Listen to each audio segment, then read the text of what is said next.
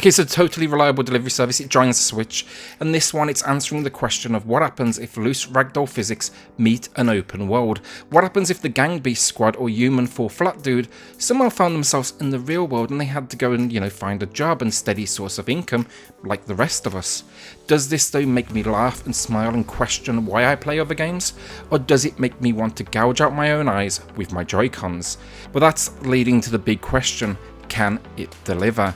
Yes, excuse the pun, I couldn't resist, I'm not sorry. But hit subscribe, join our growing family, and let's get started. So now quickly, before we do get this review going, a quick public service announcement. We're giving a copy of this one away on release date April 1st. Visit the description below to get your entry in. Alright, with no story, we're jumping right away into the all-important gameplay, and I'm wrapping this one up with a single player and multiplayer opinion. So, totally reliable delivery service, it's a quirky little physics-based open world, let's say puzzle game. The object pick up deliveries scattered around the world in vending machines and take them simply from point A to point B. And I said simple there, it sounds simple I know, but combine these physics with a world that seems constantly out to crush your soul and body, and you've got a challenge on your hands here, I promise you that. Especially I will say when some of these deliveries seem to either require a background in the stunt industry, but also 90% of them seem to explode if you even just breathe on them. I don't know what world this is, but I know for sure from this I would not want to live here. So every delivery here you earn either a gold, silver or bronze medal by fulfilling one of 2 delivery requirements. That comes down to either beating a timer or avoiding any serious amount of package damage. Harder than it sounds though, when at times it took me 5 minutes just to load the damn box onto my vehicle only for it to fall off seconds into the journey. This trophy system though, I gotta say, it drives replayability for sure, forcing you to come back and try to best yourself and just get to that higher level. I do wish there was more than just 2 requirements here though. I felt like it's a good opportunity missed to add a little variety to the gameplay. So with that covering the main chunk of this game, the rest of the fun here, it comes down to exploring this open world. From the beaches to the ski resort to the stadium. When it comes to things to do, you can find a cannon that you can fire yourself out of, take part in almost like a Rocket League game, grab onto a fire extinguisher and watch yourself just fly around the screen, collect all the vehicles in this world and add a new paint job, add them to your garage, so you might find a car, a truck, a speedboat, a helicopter, a plane, a UFO. My problem though overall is the world is just kinda lifeless. These things I just listed out probably won't last you any more than 5 to 10 minutes of entertainment.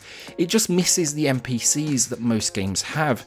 Yeah, you might notice a few standing around here and there, but they have one line of text, and then if you even try to touch them, they'll knock you out in a second, like everyone in this world has been attending the Rocky Balboa School of Boxing. In multiplayer, I will say this isn't such a big problem as you'll have friends around you, but with single player, I wanted someone to grab and drag them halfway across the map, only to fire them into the heavens with some sort of rocket or cannon or anything I could find. So when it comes to the controls, we get standard movement with a jump mechanic, a dive which has very little purpose outside of entertainment of watching yourself break your own face, the all-important ability to hold onto something, and then the ability to lift your arms above your head. This grab, it can be used for everything from holding onto your friends, to packages, items in the world, or simply holding on for dear life, like this moment when I was dangling from a helicopter. This though, it is the key ingredient of the title, and this grab mechanic, it works like this. Use the said L and said R triggers to control your arms and latch onto something, that's going to be your grip. Then though, with the said and R buttons, you can lift your arms above your head, so that's going to be used for lifting those packages off the ground and placing them into vehicles around the world. These controls, they work absolutely fine. It's not a problem with the game itself, but the Switch has some issues here. Using all 4 triggers at the same time is just super uncomfortable when it comes to the Joy-Cons, especially if you're playing in handheld mode. It's this weird claw grip, and my hands just kept on cramping up after 15 to 20 minutes of gameplay. I mean, you try to do it and you'll see what I mean. Also, they're just way too small for shoulder buttons on the Switch, I gotta say. So for this game, I'm gonna say you should lean into either a Pro or wired controller. There's no real weird hand shapes then required. Vehicles then, they each have their own unique controls, but they will use a combination of these skills.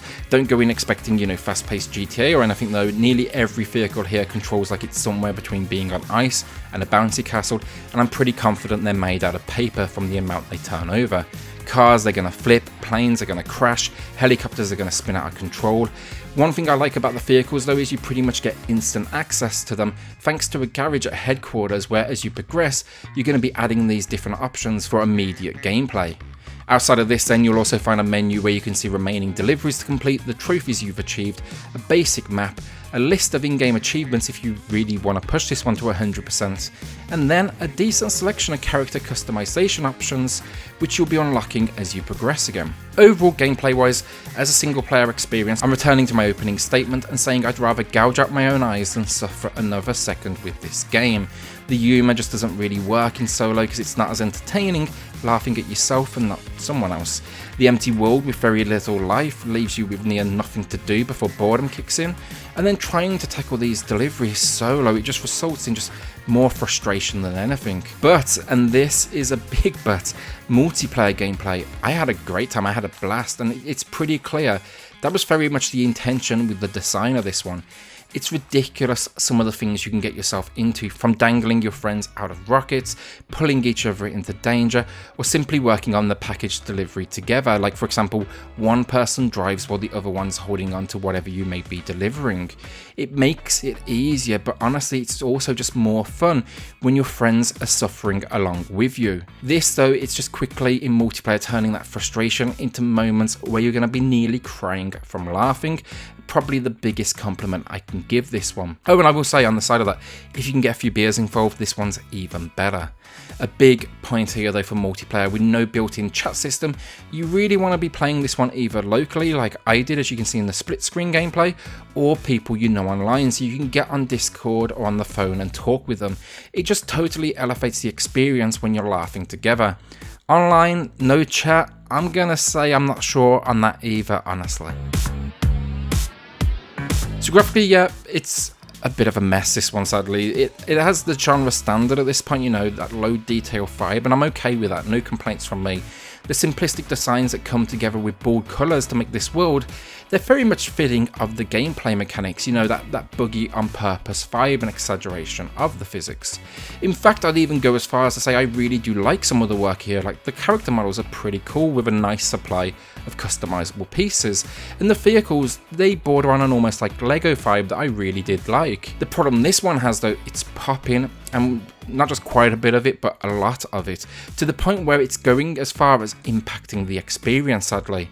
Now, why does it impact the gameplay? Well, the vending machines that you collect packages from, each has a display above them that gives you a quick reference point on if you've completed the delivery and what trophy level you achieved. Now, common sense here tells you drive around looking for that next yet to be completed delivery. This you'll either see on that screen, or it will have like a big ass exclamation point above it. It'll also show you that silver or bronze trophy, so if you want to maybe, you know, go for that gold instead. The problem though, popping means that you can't see it from more than a few feet away, actually inches in fact. What should help the player by the end game turns into you having to literally park your vehicle right next to them, or, you know, getting out and walking up to it just to see the information you need. It defeats the purpose of the design entirely. The only real option and the only real workaround I could find was jumping into the menus, going to the progress screen and finding the mission there that I haven't beat, so it would add a waypoint for me. This though, it breaks the immersion entirely, and it should have been a main priority in making this game work that you can see this information.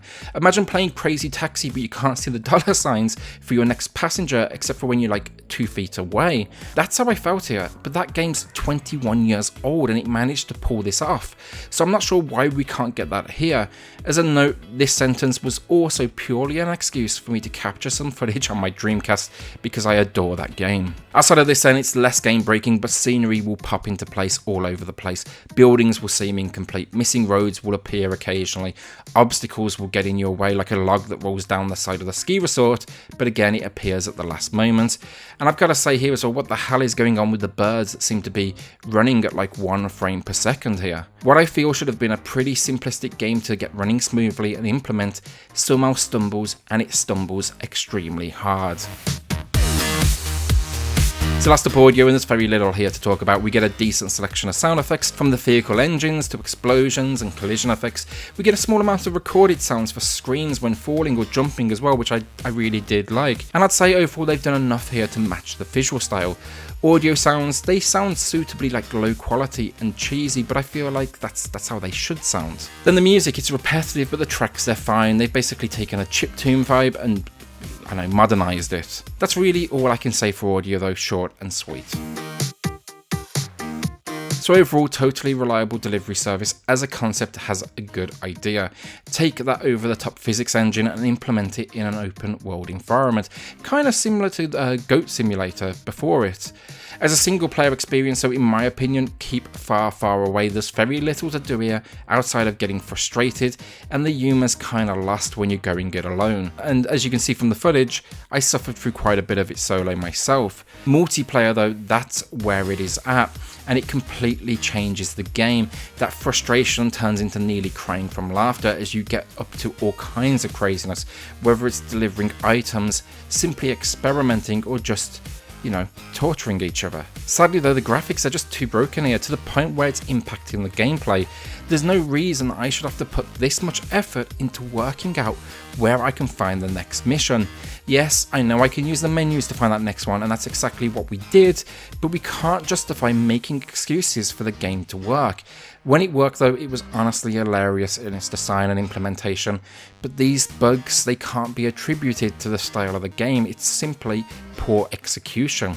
Today I'm giving totally reliable delivery service a slightly below average 4 out of 10. Patch this one though, fix the issues with the popping on deliveries, I'd easily be raising this to a 6 or maybe even higher out of 10.